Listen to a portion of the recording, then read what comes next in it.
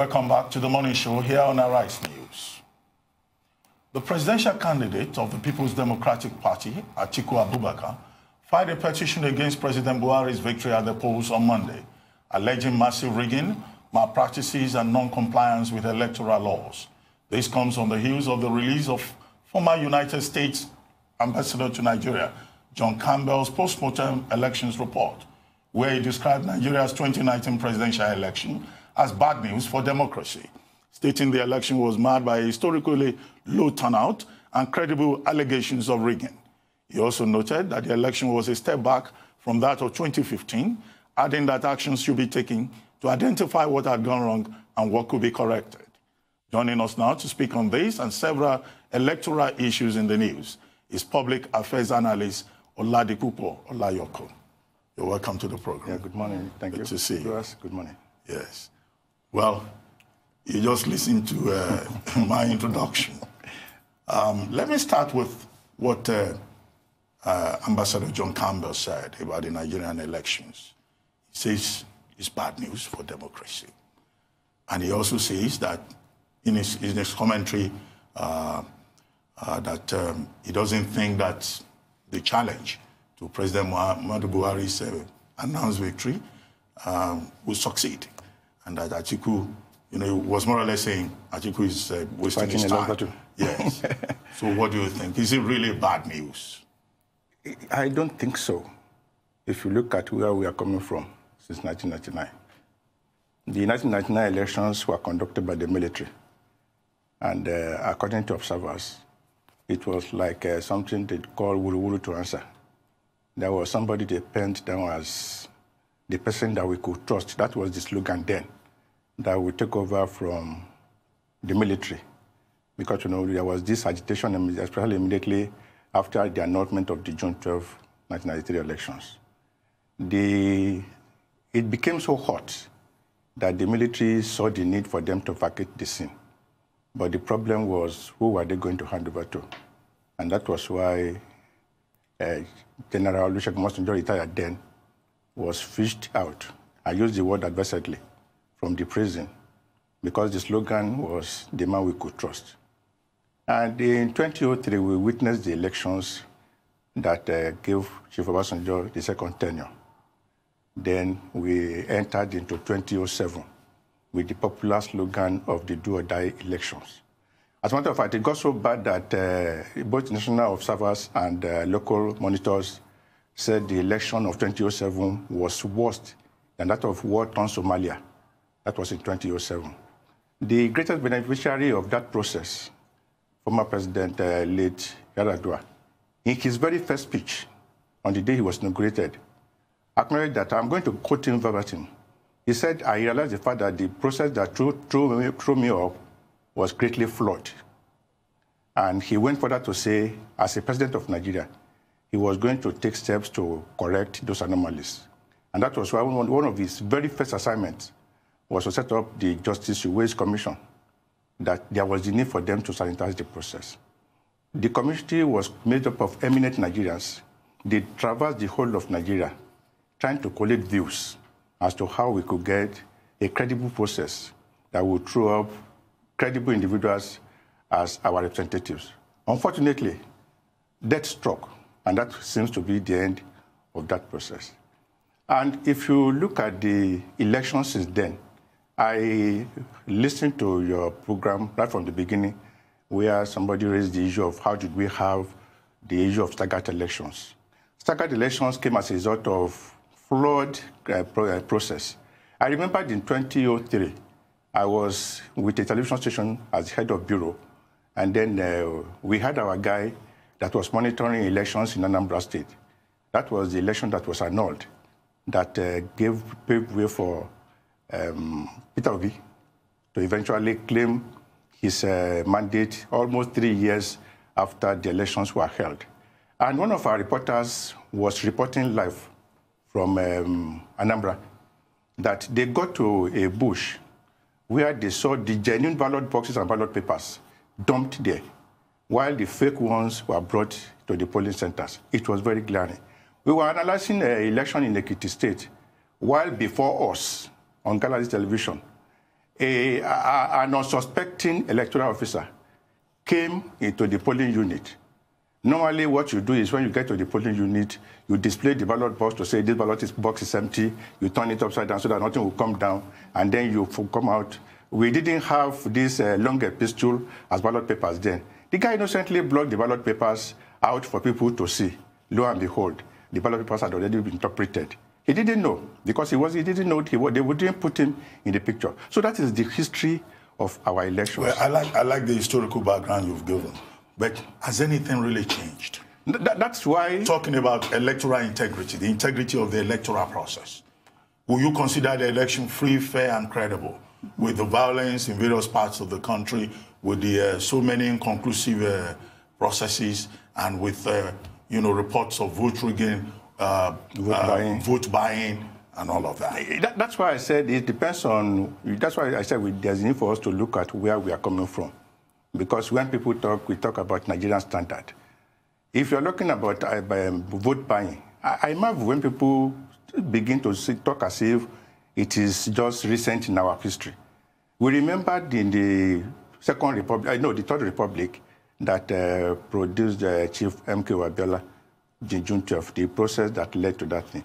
The two leading candidates then were late Musa Yar'Adua and then Malam Adamu Shiroma in the SDP NRC stuff. We all saw it openly when they would open a loaf of bread and put money inside, and people are giving people on the queue on the day of election. We all saw it. That's why I said there's a need for us to look at where we are coming from. That was where we got it wrong, or where we should have corrected this anomaly, was that Justice West Commission. Because the late president realized that we couldn't continue in this way. That there was, especially after the 2007 election, who happens to be the worst in the history of humankind. The man said, no, there's a need for us to address this issue. What do we do? And if you are having people like retired Chief Justice of the Federation, Justice West, the man after retirement was recalled. Please go and give us a blueprint that will help us to sanitize the system. And this man traveled the whole of Nigeria with some eminent Nigerians, retired people. What has happened to that report? It's a case of passing the buck, or it's in the House of National Assembly, or it is with the executive, or the one they sent to us is not the original version. The point is, where is that report? The current president came on board and said, okay, what can we do? Because some of us saw it as a delaying tactics or playing with time. Okay, I'm going to set up a committee of a former Senate president in Namani to go and collate all the views that people have expressed concerning elections. The committee has submitted this report. What has happened? It will be difficult for somebody from a class, when a ruling class, that is benefiting from a system, to want them to try to torpedo the system. Nobody wants to commit what they call class suicide. Nobody. So I think it is the responsibility of an average Nigerian. Yes, this one has come and gone. Let me just digress a bit, maybe to what the former ambassador was saying, that going to court could be an exercise in futility. There is a need for Nigerians to understand that at a point in the course of seeking justice, especially at the Apex Court, if you look at the history of Nigeria, Apex Court gives their ruling not based on law, but on circumstances in the town or in the society. In 1979... Are you saying that the Apex Court is also political? That it takes political decisions? No, because they look at the circumstances. Let me give you an example. In 1979, after the election that produced Alhaji Shehu Shagari as the president of Nigeria, Babawolowo went to court. This man from Great Nigeria People's Party, Adamu Waziri, went to court. And that Ibrahim Waziri went to court. And that was the day we saw Babawolowo wearing a suit. Very fantastic man. And the judgment went in favor of the NPN. About a year later, a justice of the Supreme Court, Justice Graham Douglas, had retired. Then he went, there was a seminar, and he was invited to come and give a speech. And he made the the 1979 judgment the focus of his speech. And he said, look at it. The military had been there for years. They were supposed to leave on the 1st of October. And here is there was a matter before the Supreme Court that the judgment was delivered on September 28th, 2 or 3 days to handing over. that what did you expect the Supreme Court to have ruled? That the elections was not void. What would have happened between September 28 and October 1st when a new government was to have taken over? That there was no way the judgment could have gone in favor of those who said we should annul this election. And if you look at the elections we have had since then that have gone to Supreme Court, when you table the judgment and you read them, you will discover that a lot of things have taken place, have gone into the judgment beyond the law. The one that was very close was, I think it was the 2011 or 2007 judgment. It was a split decision, 4 against 3, when the current president went to court over the outcome of that election. You will see clearly that this judgment went like this because the Supreme Court will be looking at what will be the implication. I'm not saying that they consider that, they will be looking at what is going to be the implication. We are going to conduct another election. It is expected that a president must take over, a new president must take over on May 29. What is going to happen? Do we have to, if we are not the election, then who is going to inaugurate because the constitution is very clear. If the president is not around and the vice president is not around, the standing president takes over. That is the law, if anything happens to them. Now, if you are not this election... Just before Tudun comes in, I think we ought to be careful about anticipating what the Supreme Court will do in this particular matter, in this particular case. No, we are making reference to what the man said, because he said what the man said. So that we don't become guilty of contempt, as Korea, away from the face of the court. Tundu. Well, I'd like to stay on courts. What is your view of the spate of court-ordered election suspensions, suspension of the electoral process we've seen in Adamawa, Bauchi, and River State, where a court will order that INEC cannot conclude their duties? It's a very dangerous trend because the law is very, very clear. When you're supposed to close election before the handing over date, it's expected the election will end latest by 30 days to handing over. If this thing continues to drag like this, and you don't hold the Adamawa, or the Rivers and Bauchi, it continues like this. It's a very dangerous trend. And you see, the problem is there's a section 87 of the Electoral Act that says you can't stop a process. But the lawyers will also tell you that even if a drunken judge gives a ruling that is very wrong, it is bound on you, it is compulsory that you must obey it until a superior court gives an order that overturns that one. I think that is where we have to talk about to the bench, and then we talk to the politicians. Because all these problems we are having with our electoral process, they are from the lawyer, they're from the politicians. How do I mean? Elections are ongoing, and a politician, knowing that that is the stronghold of his opponent, he goes there to disrupt the election so that the opponent will not get the maximum benefit from that place. What do we expect INEC to do? INEC cannot shut its eyes and say, okay, because this election has been disrupted here, so we should emphasize those people. I think the problem is we need to talk to our politicians. Let them understand that the government of the people by the people, it has a meaning beyond that ordinary sentiment. You see, some of these things I didn't know. We were talking from the perspective of a journalist. We were firing from every light, and saying that until some of us went into the field. I think about Dr. Ruben Abati will be able to tell you more. Because in the past 10 months, honestly, I've had the opportunity of traveling all over the country because we were also involved in the election. We have a party. As a matter of fact, in that Bauchi state, we have a matter that is before the tribunal over a senatorial district election. Almost concluding the process of announcing, all of a sudden we discover that the electoral officer has been kidnapped, let me use the word adversely, and taken out of his jurisdiction to go and what they said, allegedly cook up with some figures. They came back and they started announcing the result. So that one is also there. The question is, why are we this desperate? The INEC has set up its guideline. The INEC chairman is in Abuja. Maybe once in a while he will go out into the field to go and monitor elections in Abuja. It's only on very rare occasions you see INEC chairman traveling out of Abuja to go and monitor elections. But what about the people you put in the field to do the work? Go and look at the hierarchy from the INEC chairman to the National Electoral Commissioner to the REC, then to the ad hoc staff. Where are they coming from? Let me quickly go back a bit. In 2007, in 2003, a friend who happened to be a journalist was posted to a place to go and cover elections. He said he didn't when they came back. I'm talking of 2003, not to talk of now. He said when they came back in the evening, one of his boys, who was an electoral officer, came back in the evening carrying a very big bag I am talking of reality, not fiction, not Nollywood. He said the guy was wondering, where did you get this bag from? You only went to cover election. He said they opened the bag. What did they count there? I'm talking of 2003, 6 million naira from an electoral official who just went to conduct election. 2003 in Nigeria. So we have the history of compromise election. Whoever asks yourself, in the election we have been having, a lot of people have been arrested. Have you ever seen anybody prosecuted? That, oh, this guy was going to be punished, has been punished because of electoral offenses? Never. You see all these things on the television. Let me give you an example. There was time in Edo State. All the party agents have compiled, they have computed the result. Just for the electoral official to announce, they didn't know that the police has scored 10,000. The man on his own has put 0 there, which is 100,000. He was about announcing when one of the agents said, come, that is the thing we have agreed on. Let us see what we are going to announce.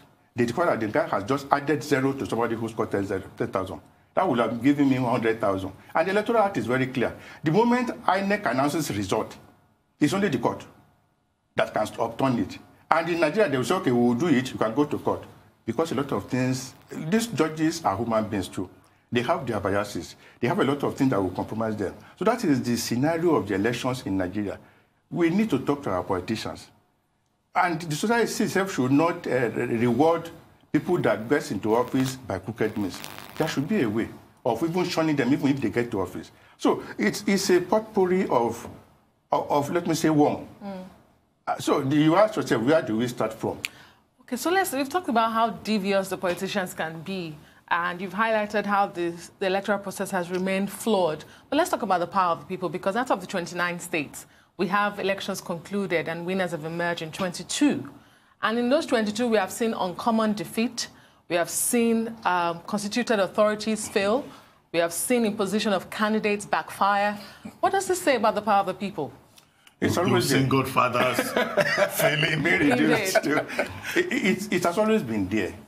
But unfortunately, because the electorate are largely illiterate, and that's why many people don't understand the powers at their disposal. As a matter of Nigeria, it even goes beyond elections. And every Nigerian doesn't know what is expected of people in government. That is why if you don't have electricity supply for 7 days, and all of a sudden the thing just blink, unconsciously, you will shout up NEPA. But it's unconscious, because you believe, oh, they are doing you a favor. Let me tell you something.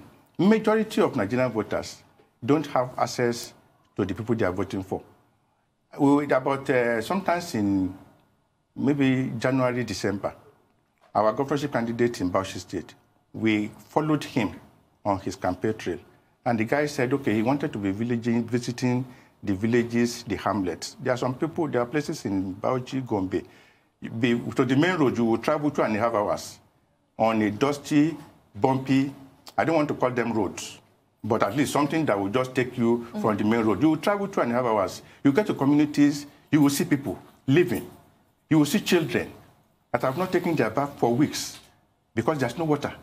We got to a place, they told us that they use a cow to draw water from the well because the well are so deep, about 250 feet. So what they do is to tie a rope around the neck of a cow. Then when they drop the bucket inside the thing to lift it up, he will have to travel before the water comes out. And one of the committee leaders told us something. He said since the time of Tatari Ali was the governor of Bauchi between 79 and 83.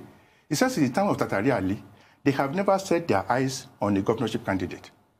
And they have been voting. What happens? Somebody from the community will just go to town to go and meet somebody. And somebody will tell them, tomorrow's election, this is the person we are going to vote for. He has never set his eyes on that person. This man goes from community, within that community. Tomorrow, when you are voting, no, this is the person we are voting for. That has been the trend. They have never set their eyes on the person. They don't know the programs they have. So I think what is happening now is Nigerians are getting to understand the powers at their disposal. That, yes, on the day of election, I don't know if you try to go all over Lagos or maybe visit some places in Lagos, you will see some of our boys playing football on the field. Even it got so bad that, like, where I live, as early as 6:30, I noticed that it was as if there was a match between Barcelona and Madrid going on in my area. I said, what happened? Able-bodied boys playing football at Salia 6:45 on the day of election. I was so bad. Maybe they don't have voters' cards. They do. They do. I went to them. I said, well, what is happening? 2 days of election now. They have not postponed this election again. That was the very first, the presidential election. They have not postponed this election. I think it was supposed to be last week. They said, why are we voting? There's nothing for us to vote because already the results have been... You know, a lot of Nigerians have this erroneous belief that results have been prepared. Well, you are talking about voter apathy. But if you look at the last elections, even with the postponement of the presidential and National Assembly elections, there was still very large turnout. During the gubernatorial and House of Assembly elections, the turnout was very poor, one of the lowest that we have recorded in recent history.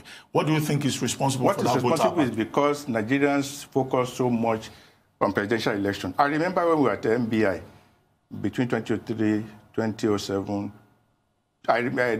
My colleague then, Chukwudo Kolibaja, will tell us. You said MBI? MBI television. Oh, okay. Yes. Yes. Chukwudo will say, General, you know that yesterday was a governorship election, that the headlines already cast. Mass poor turnout, mass governorship election. That has been the trend. Because a lot of Nigerians don't know the power of grassroots politics. Everybody focuses on Abuja. People don't know that the governor, the chairman of the council, is the one closest to them. They don't bother about that. The moment election results are announced at the presidential level, that is why there should be massive awareness to be created. That if you're talking of government, the one that is closest to you is one, the local government chairman. But tell me, how do you expect a Nigerian to think that the chairman of local government is closest to him? When some people in the House of Assembly can just sit down because the man is not a friend of the governor, and they will tell you they have removed the chairman of local government.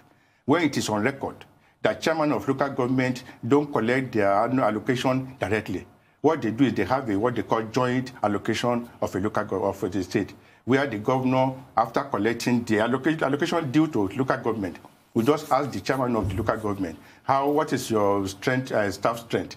What is their salary? Okay, this is 5 million their salary. What else do you need? Take this 3 million for yourself. And whatever belongs to the local government will be pocketed by the governor.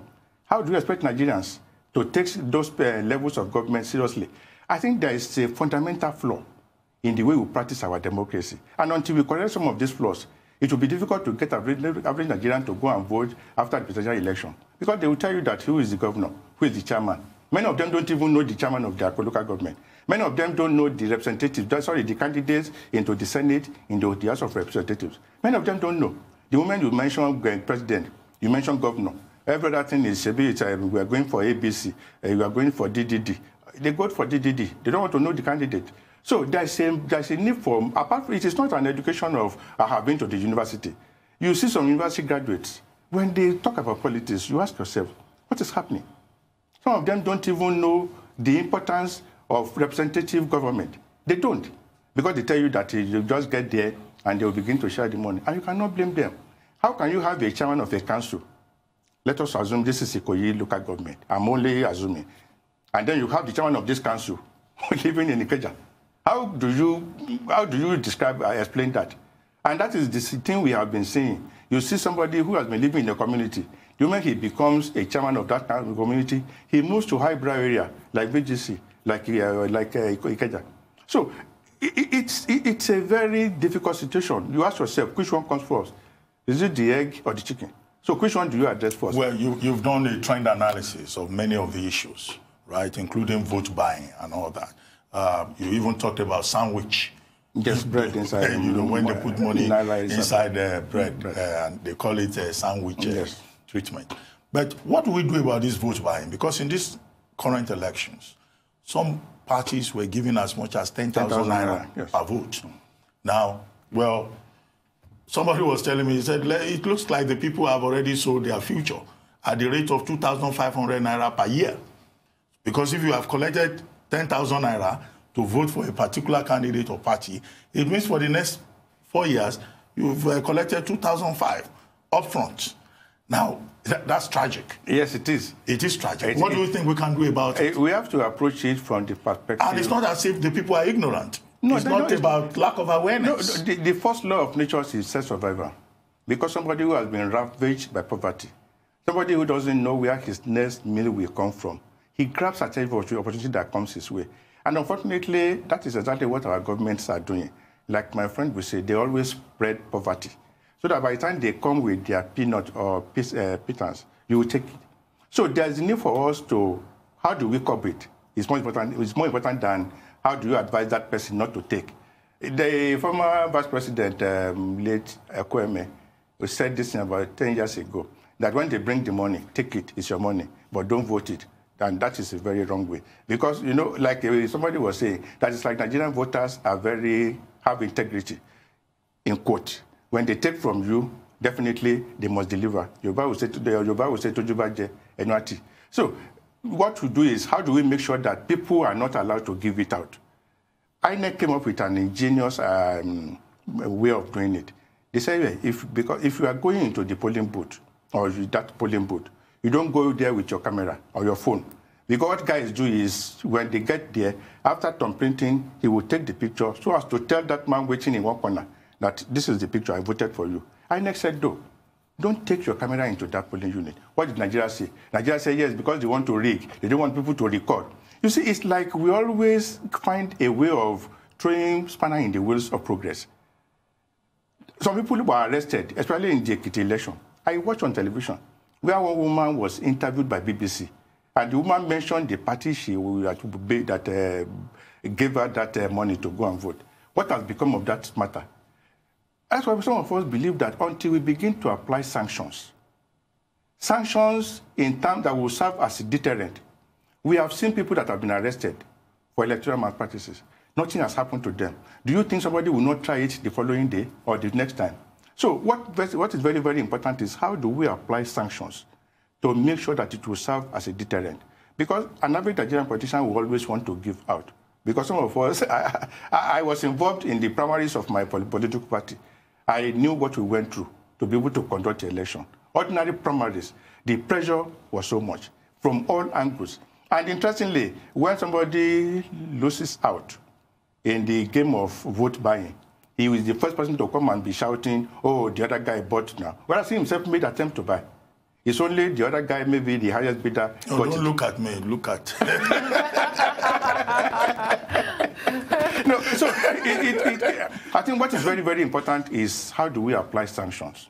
How do we reinvigorate our judicial system such that people that run foul of the law are adequately punished to serve as a deterrent?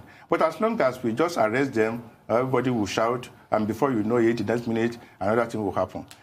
Those who were involved in you talked about staggered election. Some people were involved. Why did we have staggered election? Elections were annulled based on the fact that those elections were manifestly rigged. How many people were sanctioned? We all see these things every day. We were watching the television one day. A senator in an election sent his boys to go and create confusion, to go and snatch ballot boxes.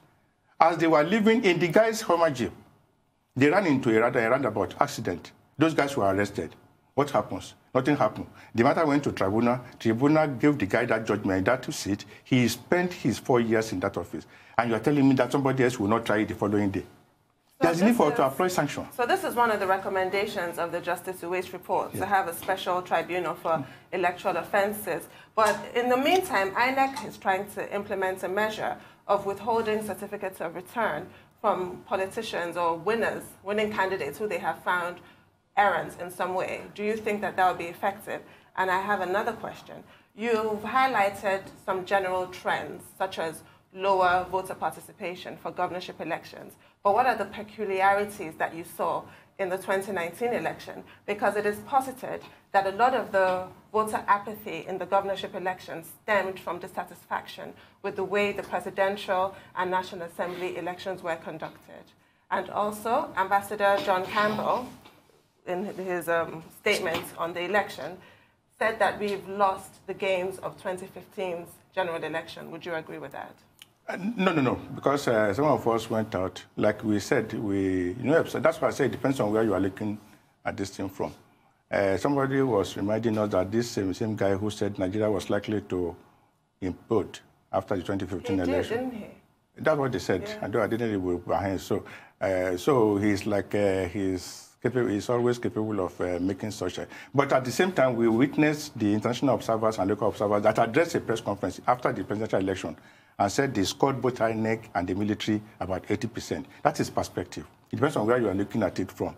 Now, on the issue of sanction, I mean, you raised the issue of under Justice Uwe's report. Special tribunal. Yes. Because the reason why the man came up with that idea is, let us take the issue of elections. I gave the example of Chief Mr. Peter Obi when he contested in 2003. Some of our guys went to cover the election, and they came back to us and said, General, there wasn't any election in 2003 in Anambra. Who is General? You keep saying General.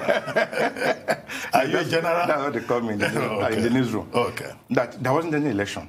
And the matter went to court.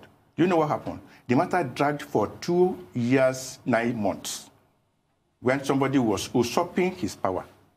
So National Assembly said, oh, we can't continue. How can we have a situation where somebody will be in office for 2 years, 9 months, where he didn't belong in the first answer? That was why they came up with the election petition tribunal and gave them a time limit or time frame that all petitions must be disposed of within 180 days of the commencement of the trial. And from there, it will go to Court of Appeal, 3 months. From there, it goes to National Supreme Court, 3 months. That is, in all, within 1 year, you've disposed of the matter. And you see matters like that being disposed of within 1 year. So they were able to avoid all those frivolous injunctions that lawyers were bringing before at the tribunal. That was why Justice Uwe now said, okay, if we want to stem this trend, why don't we have what for election commission that will investigate, then election tribunal, electoral offenses commission, excuse me, that will investigate. Then you have the electoral offenses tribunal that will try cases. Because, you know, the way the conventional courts are configured, there's a lot of what I will call judicial process that allows matters to drag for years. Are you aware that many of the governors that left office in 2007 and their immunity had expired, are you aware that many of them, their cases went to court immediately 2007? Many of these cases had not even reached the real matter. They have been jumping from one injunction to the other to thwart the trial. Well, the wheel of justice grinds so slowly. But some people have said, okay, in the case of in the case of election petition tribunal, within 6 months, the matter is disposed of. Look at at least, for example, the Osun election. It was in September last year. According to the report I had yesterday, by Friday, those guys will give their judgment. That is because some people have given them time frame. This idea of justice delayed, justice denied, stuff has to be looked into. So I think there's need for us to revisit that report of the Justice Uwe's Commission and see how we can key into dispensing justice immediately and let justice be dispensed and let everybody see it. Now, on the case of the low turnout, and I will not want to buy into that idea because ordinarily, if I have a presidential candidate and the man lost an election, the tendency is there that I will lose interest in the remaining elections. For example, look at the case of Lagos State. In the presidential election, we had something about 1 million votes when you look at the PDP and the APC. But in the case of the governorship election, this man scored about 700, Jimagwaje scored about 200, less than 1,000, 1 million. The tendency is there is that, oh, the moment your presidential candidate loses election, you might not be interested in what happens afterward. That is why Nigerians need to be educated seriously on programs like this. That even there's a need for us to de-emphasize the presidential election. Because how many of us will have access to go and talk to the president in Abuja? You know, but instead of saying we should de-emphasize it, maybe, you know, there was this argument over the ordering of elections. And some people wanted the presidential election to come last. Maybe that's what you have in mind. Yes, it could be a way of stemming that trend because the moment the presidential election goes, everybody seems to lose interest, especially the losing side. So maybe we should revisit that idea. Maybe INEC should tinker with the idea of let's go from the lower or from the bottom to the top. Maybe that will help it. But at the same time, we still need to educate our people that the grassroots politics is more important, is as important, let me say, is as important as the national level. Well, in 2015, when President Muhammadu Buhari won the election, somebody told me that there was dancing in the streets, and Nigerians were very happy. But this time around, when the result was announced, a number of people have said, look, Nigerians were just disinterested, unenthusiastic about the outcome of the presidential election. And in the statement by Ambassador Campbell that we referred to earlier, he said, look, it looks like Nigerians have resigned themselves to fate. But it seems they've given up. But are you telling me that nobody voted for the president? So if they had wanted to dance, they would have hit the street dancing. You know, it depends on the mood. But I don't think we should get ourselves involved in this kind of a thing because it depends on where you are looking at it from. The international observers addressed a press conference immediately after the election and said 80% to INEC, 80% to security agents. If Campbell is talking about below 2015 level, maybe we look at it from that perspective. But if anybody will come and tell me that our electoral process is perfect, maybe the person has not woken up from the bed. There are flaws. But the point is, like they always say when they get to court, are they substantial enough to affect the outcome of the election? That is what the judiciary will look at, and that's exactly what the Court of Appeal will look at before the matter gets to. Definitely the matter will get to Supreme Court. I mean, the one that has been filed by the former vice president, who happens to be the PDP president candidate. The matter will get to the Supreme Court. But let us see how the arguments will be profiled. But what matters is most is, among ourselves, what can we do? So, because when we hear reports of elections in other countries, yes, they are not that perfect, but we know that we are not on the same level. We are not on the same grade. We just witnessed the American election where, since the time got to the office, the current president, it has been from one problem, it's either Russia, meddliness, or this and that. It's always like that. Anywhere you have human beings, an average human being wants to shortchange the system to his own benefit. But what do we look at? There's a best, what they call best national standard. Is it measuring up to it? The answer is no. Who is irresponsible? Nigerians. Because in the outsider will not come and truncate our democracy. Outsider will not come and thwart the effort of INEC. But my worry is when people continue to blame INEC. INEC has its own fault. This issue of inconsistency. And it is because INEC also will have to be listening to lawyers. Some people have cited Section 87 of the Electoral Act that INEC, nobody can stop INEC from working. But lawyers, another set of lawyers will tell you that there's no power that can oust the power of the court to look into any matter. And that if any judge gives any ruling, even if the man is drunk, until another court of higher superior jurisdiction overturns it, nobody can do anything. But if we play according to the rules, if all of us realize that game of politics is service to the people, all these things we are talking about, election will just come and go, and nobody will know that we have called election. We had election on February 23rd. We had election on March 29th. Nigeria has not gone beyond that level. We are still talking about election 2 or 3 weeks. When do you discuss development? Like my friend will say, politics separate us, economy unite us, that's America. But in Nigeria, we will play these politics to 2023 again. Where is development? You talked about different components of this election and how a lot of people have focused on INEC. So let's talk about the role of security agencies, particularly the Nigerian Army. Just yesterday, it has responded to the indictment by INEC. It says the report is unfair, lopsided, and it rejects it totally. Now, INEC had indicted the Nigerian Army in the role it's played in the Rivers election. Were you surprised by this response by the Nigerian Army, even though it has set up an inquest to look into the actions of its men? It's typical of institutions in Nigeria.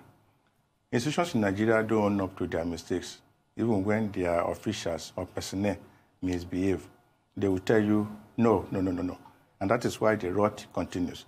But if anybody will come and tell me that we don't need the military in our election, I will tell the person to go and assess Nigerian situation. For the past 7 years, in 32 states of the Federation, we have what they call joint military operation in maintaining internal security. Operation Mesa in Lagos, Operation so in 32 states of the Federation. The question I ask those people is, the situation that warranted soldiers to be drafted into internal security in these states, would they disappear because of election? The answer is no.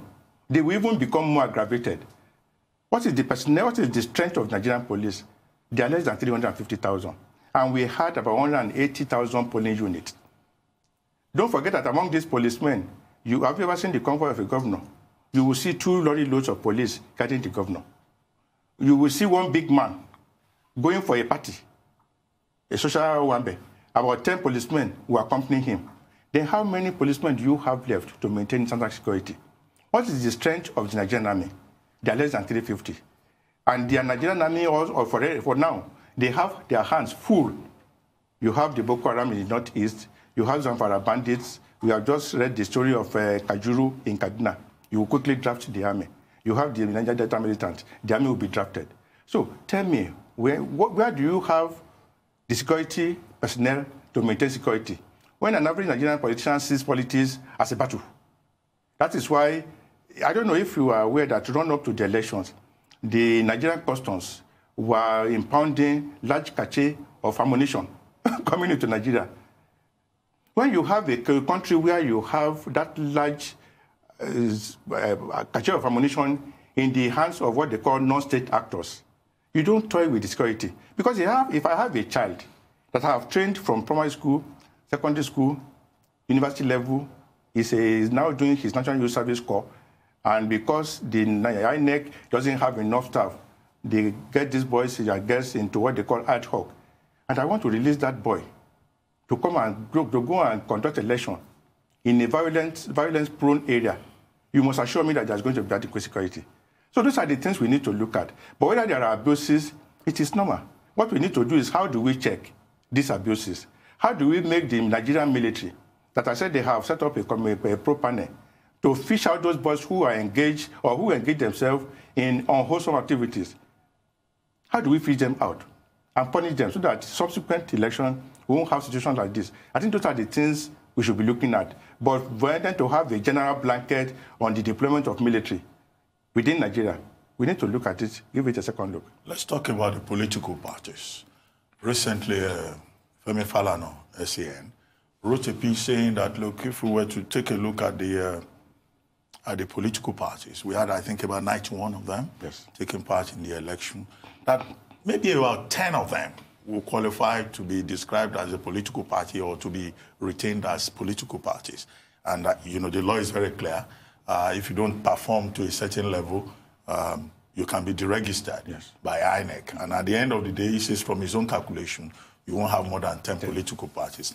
Now, should we continue to register so many political parties, knowing that many of these political parties, some of them did not even win in any polling booth, some of them didn't win one seat in any local government? What's your take? As a matter of fact, one of the NEC, that's National Electoral Commissioner, told us about 2 weeks ago, while Nigerians were complaining, that we, especially looking at the ballot paper, and it looks like an almanac when we were going up. And the man said, well, that if you guys haven't seen anything, that they have about 120 applications on their table. Well, so I think you ask yourself, what is the essence of a political party? The elementary. The primary aim is win elections. Others are to just agitate. How do we differentiate between pressure group and political parties? Under the Meji Bankole as the Speaker of the House of Representatives, I remember vividly, they came up with a model. One, nobody is going to be funding political parties. Because, you know, political parties will just, the husband, the wife, and their children, they form a party. And then they'll be drawing subvention from INEC. Under that dispensation, they said, no, we aren't going to fund any political party. But still, political parties continue to spring up, arising from that landmark judgment, the Fawemi case. But INEC has the right for guidelines. Even if you cannot totally shut the door against people forming like a family meeting turned into a political party, we can set up guidelines. What will make you qualify or your party to be qualified to be on the ballot paper? I think that one is very, very important. For example, look at the last election. I think 73 political parties. You know, it got to a stage that some people were saying, INEC, please, forget about those other, let us give us PDP and APC. But INEC understand the implication. Because some people who knows he cannot even win an election within his family will go to court and tell you, yes, I want you to invalidate this election because nobody gave my scores. Yeah, or that the name did not appear on the ballot paper. So, like one party, I think Marudi, one party when Marudi was claiming that if you want to face the reality, there was no way this person will have won elections. But that is just the situation we find ourselves. I think what INEC should do is, in their guidelines, because it might be difficult if you're talking about freedom of association, and then based on the judgment, on that land run judgment. But one thing is very, very clear in the Constitution. What you need to do to qualify as a registered as a political party. One, you must have offices in at least 2/3 of the states of the Federation and Abuja. And 2/3 of 36 is 24. And Abuja. And you look at some of these parties. You travel the whole of a state. You won't see their names. You won't see their banner.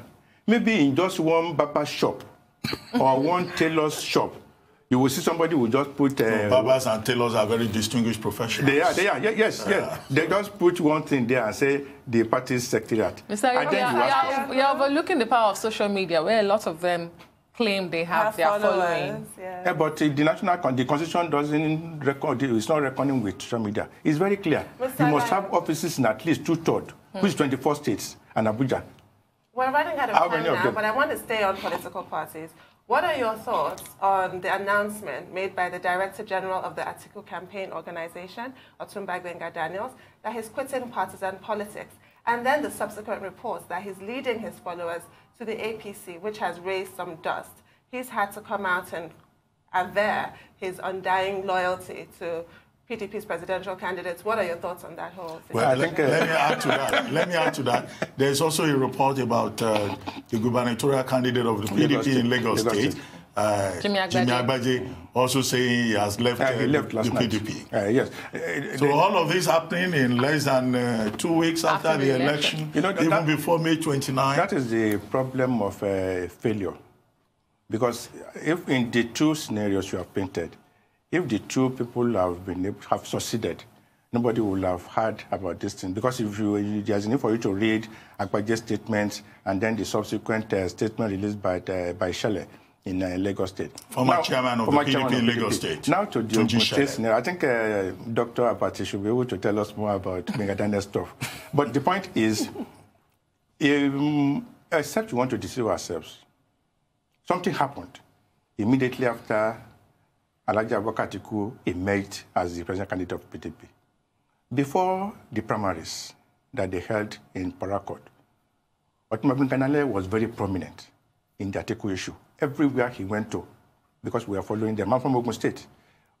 Otumba was always there. Then you ask yourself, what happened after the primaries?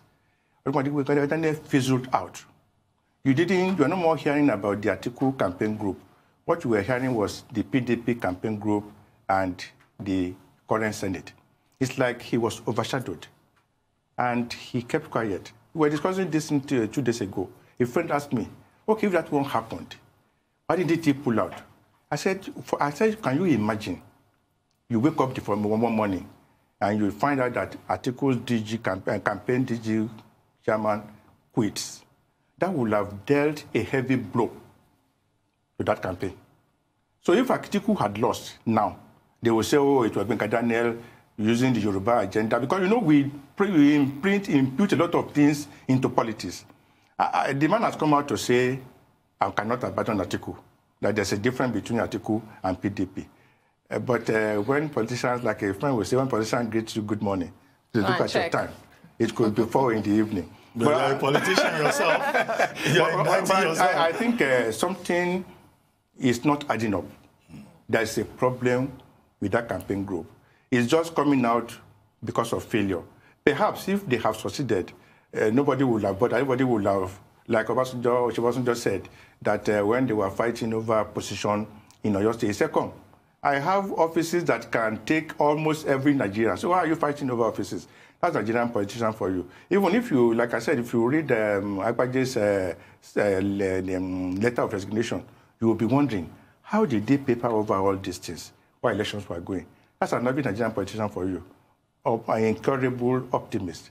But when the bubble bursts, that's when you begin to hear, oh, this is what happened, this is what happened. But like I used to say, I think Nigerians should remain focused. Let us keep our eyes on the ball. We should not be bothered about what politicians are doing. It is their game. Ours is, how can you give us good governance? How can you provide for us what Nigerians will call the dividend of democracy? Because Section 14 of the Constitution is very, very clear as to the primary responsibility of the government, security.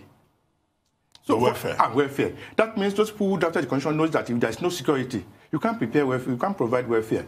But nobody is talking about that because some of these things are not justiciable, as lawyers will say. But at the same time, we can hold them accountable. How do we hold them accountable? When they do whatever they want to do in the 4 years, when they come back to us, let us teach them a lesson. But how many Nigerian voters are educated to that level? Well, on that note, Oladipupo Olayoku, we'll have to let you go. It's been very engaging having you on this program. It's very interesting. Thank you very much. God bless you. I'm sure some other day we'll invite you again. I'm always available. I see you're very passionate about Nigeria. I'm always Thank you very much. Yeah, thank you. Yes. It's time now for a short break on the morning show.